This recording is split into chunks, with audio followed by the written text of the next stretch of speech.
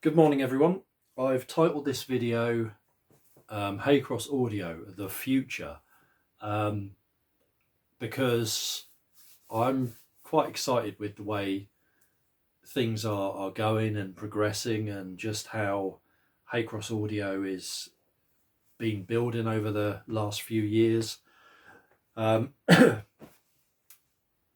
on the repair front, but now kind of gaining credibility really for my upgrading, my HA series and that sort of thing. And yeah, it's really good. And you know, I've said before, I've been doing work on speakers for ages. I mean, hi-fi has always been such a big thing for me, and home cinema. Yeah, two-channel audio, speakers in general, has always been quite a big thing for me. And really, I was always building speakers and repairing speakers as a bit of a sideline, learning all about them, especially the electronic side, the crossovers, the theory behind speakers.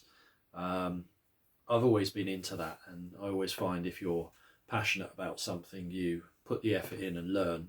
And I mean, I'm an electrical engineer anyway, so it's kind of made the transition a bit easier really. But really, I think since COVID, when I started putting videos out, Haycross Audio was kind of born then. And yeah, it's for me become a thing. It's the majority of my work now. I am an electrical engineer. I still work as an electrical consultant, but I've been subconsciously kind of tailing that work off, and I would say the speaker work now is 70%, if not 80% of my work now, and it's fast going to take over. So it's sort of time to embrace that. In my past video, I talked about the possibility of stopping refurbishment work. I'm not going to stop refurbishment work. It's, you know, kind of what I do, and I've had since that video many emails, WhatsApp messages, messenger messages from past clients that have kind of told me, you know, don't stop for X, Y and Z reasons, and which is really humbling. It's, of all the jobs I've done, they've always been electrical orientated. This has definitely been and is the most rewarding. And it's, yeah, it's quite humbling sometimes really. So no, I will not stop doing the refurbishments. Unfortunately, the cost of them, as I mentioned in my previous video, has gone up. So that cost will unfortunately have to be passed on. Just the world we're living in. So I always try and give clients a price for the work, and I will continue to do that. Unfortunately, it will just be a bit more than normal. I mean, one thing I didn't mention in my video, and a few people have mentioned this, is that I touched on the fact that you could buy maybe a second-hand pair of speakers for £400 and spend £400 on them upgrading and refurbishing them, and then they might be worth 600. But you know, people don't have them refurbished for that reason, and I didn't really touch on that. People have them refurbished because and upgraded because you still can't buy anything as good as or better for that money. And yeah, obviously there's the sentimental reason and that sort of thing. So yeah, I'll continue doing it. I will continue doing the one-off builds. I like videoing those. I want to try and show more of the design process that goes into those. So the measurements, the crossovers, a more technical aspect as well. I continue to do a lot of upgrades on newer speakers, which come in here for measurements. I tend to revoice them, balance them a bit better, and better crossover components, that sort of thing. and my HA series, which currently consists of 3 speakers: the HA35, the small one, the HA36, the slightly larger one, and the big HA38, which is same size as a BC1. And that seems to have been the one people have been chasing. I've had a lot of inquiries about those. So yeah, it's getting quite busy, which leads me into why I'm making this video in my double garage. It's a bit bigger than a double garage. You've seen me work on the TDL speakers, which are getting picked up this week. They're all back in their crates over there. And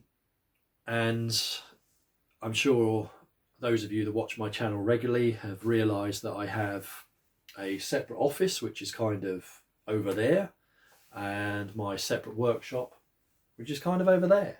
And if people come over by appointment only to listen to a pair of speakers they're buying from me, or to listen to a pair of speakers that I've worked on for them, I have to set them up in the lounge, which is not a problem really. The lounge is geared up for me bringing speakers in and out, because that's what happens. But I have this big double garage, which is just standing here as a store. I'll show you around in a minute. And there's scope here to have this lower section. As you can see, there's a step there. The lower section, which has the garage double doors to get a car or vehicle, whatever, in and out. There's scope for this to be a workshop, a bigger workshop than I currently have, which would be better. With the double doors, it's great for my courier and deliveries coming in and out. And the upper part can become my office space in the corner over there. And more importantly, a listening room. So my whole business can operate in this building. I can have clients here easily to listen to demo my HA speakers. Although if people cover the cost of the shipping, I'm happy to post out a demo pair so you can trial them in your room. But yeah, I can use this kind of as a demo room, a lounge, and then people picking up their speakers that I've worked on can listen to them. And I think that's how this needs to go. This space can be partly treated as well for measurement setups, that sort of thing. So it can be kind of have three purposes really. So yeah, that's where I'm heading. My workshop will just become the store we have, you know, for bikes and things like that. And I'll move into this. So I'll show you around and let you know what I'm planning to do.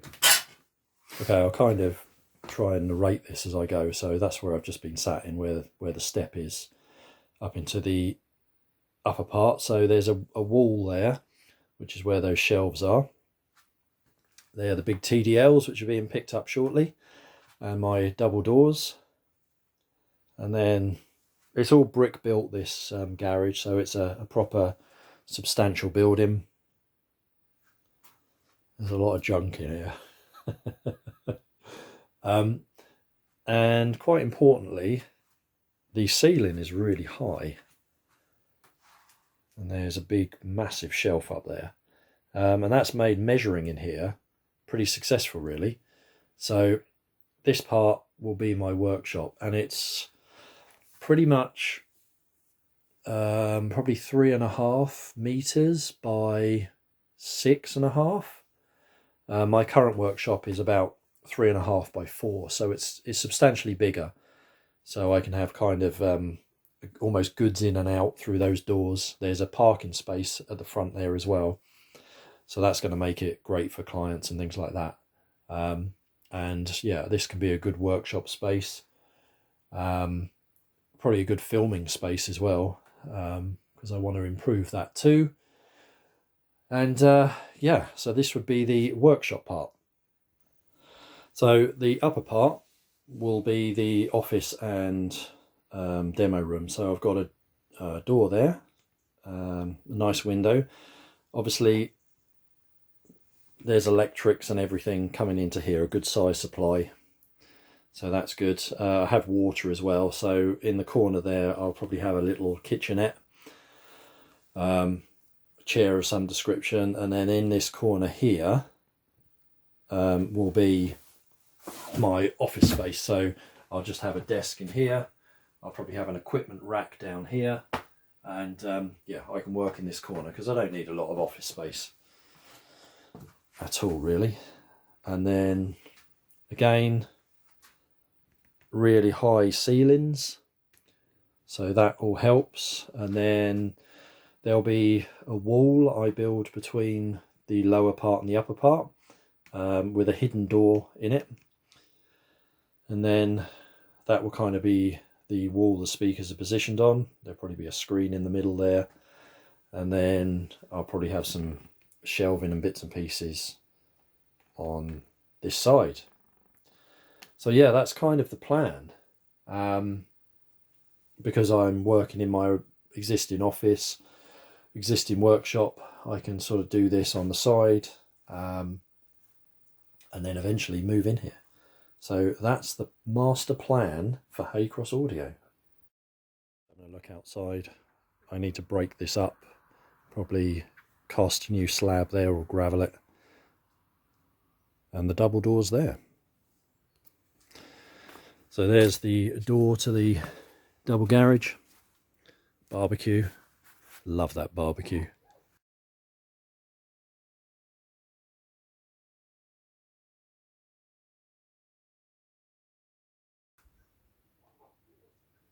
And then I have my office here. And then right over the other side of the garden is my workshop.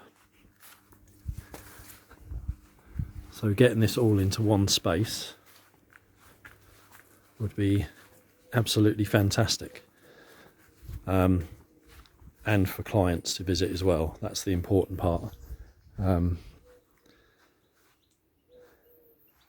Yeah, so there we go. Right, catch you soon.